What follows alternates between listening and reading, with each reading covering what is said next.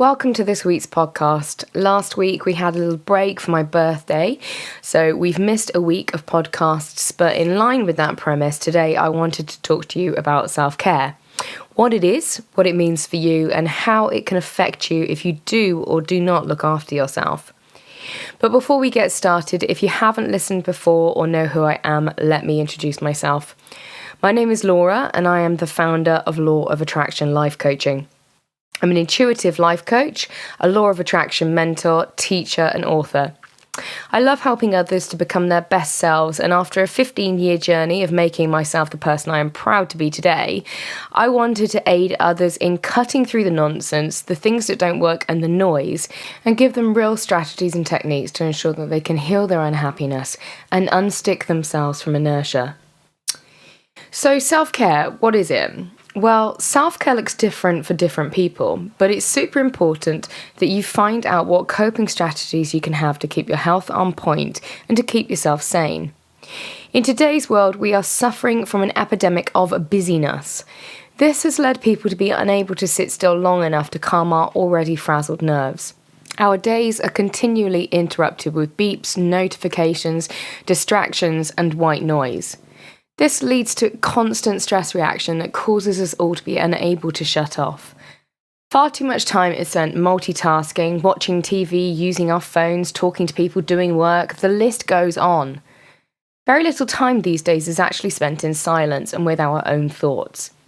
This is such an important time, but it has become eradicated from all of our lives. During this time, the time that most call boredom, our minds are allowed to rest, become creative, and allow ideas to come to the forefront.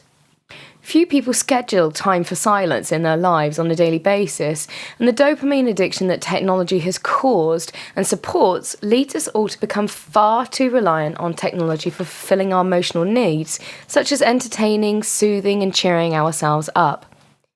Seemingly, with each piece of technology that is made, we are becoming more and more put upon and less able to shut off from the outside world. Technology that has been made to simplify our lives has in fact enslaved us. So what does all this have to do with self-care? Well, one of the first and most important parts of self-care is silence. Time away from people notifying us that they want something from us. How many times have you gotten home from work to check your emails in case there was something important? Or woken up in the morning and the first thing that you do is check your phone for notifications? These habits have become part of the norm, but it wasn't always like this, and it doesn't need to continue. I think it's vital for us to have times for silence. Whether this is just time for you to sit and read, or journal, or meditate, or maybe just lying on your bed or in the bath with nothing to entertain you. This time is vital for recharging and allowing our chaotic minds to still. From a psychological point of view, this is also the time that you may find out the things that are stressing you. How many times have you lain awake at night trying to get to sleep but your mind is whirring? This is because the only time you have given your poor mind to process and wonder is just before you are trying to attempt to go to sleep. And frankly, this is the worst time to do it. Give your mind some time in the day just to sit in silence and allow it to wander. Listen to what comes up. Perhaps it will be a worry that's nagging you. Perhaps it's a creative idea or that thing that you've always been waiting for. Either way, allow it to come into the light and deal with it then and there. So what else does self-care look like? Well, it's one of the smaller words in the English language, which has a whole lot of power behind it. And when it comes to life coaching and positive mentality, some people may shy away from this little word, but I'm going to say it. Are you ready? This word is no. You might think, what has this got to do with self-care? Well, how many times has somebody asked you for something that you didn't want to do, and you said yes because you didn't want to upset them or make them resentful towards you? Were you caring for yourself when you said yes? No, you weren't. You were caring for the other person, which is wonderful. It's kind, it's selfless. Selfless. Hear that word? Selfless. You are not thinking of yourself.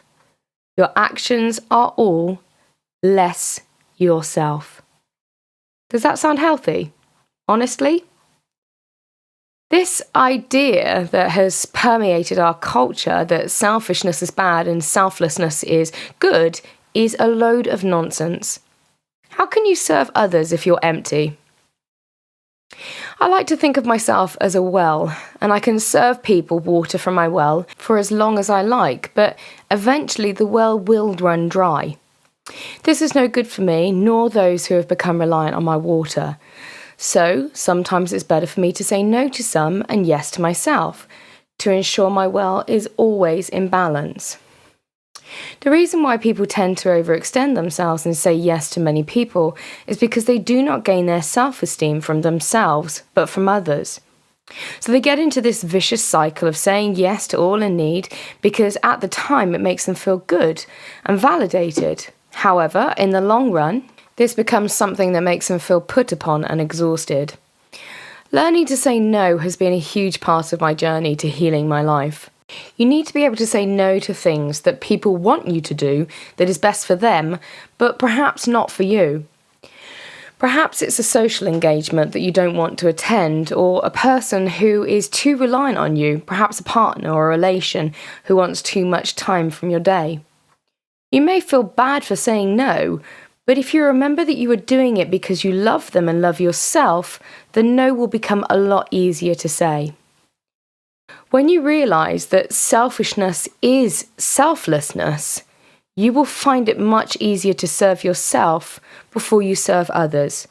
Remember that old age advice, affix your own oxygen mask before helping anyone else. Now, the rest of self-care is as personal to you as you wish it to become. You need to find those things that you are not doing that you need to do, but ensure that it is healthy.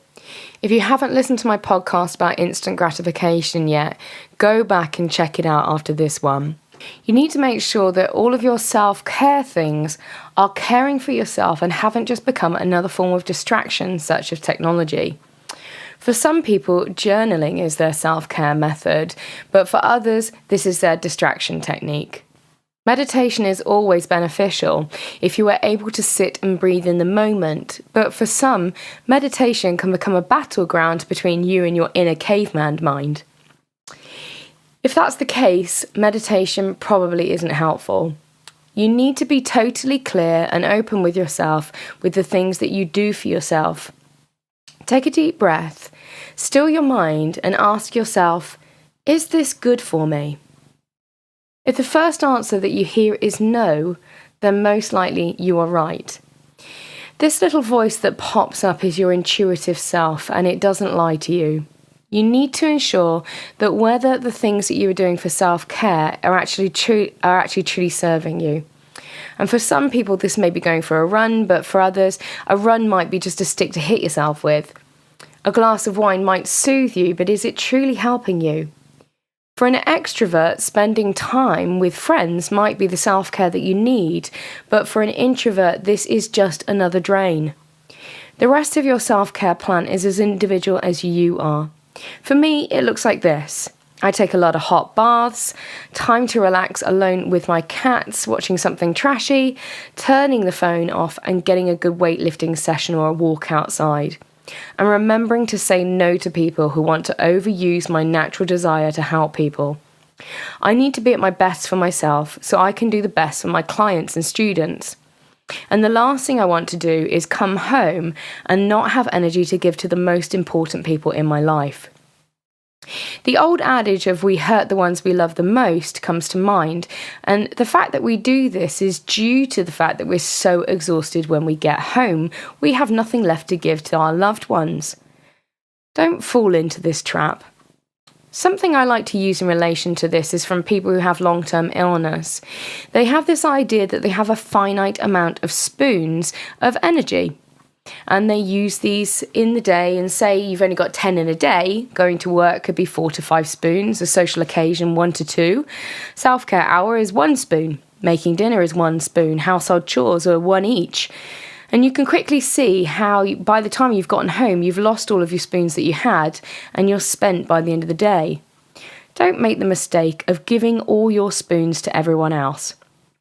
Save some daily for yourself, whether that means that you're eating something home-cooked or healthy, or taking a long hot bath, or reading a book, or yoga, or meditation. Just do it. Keep it for you and make it healthy.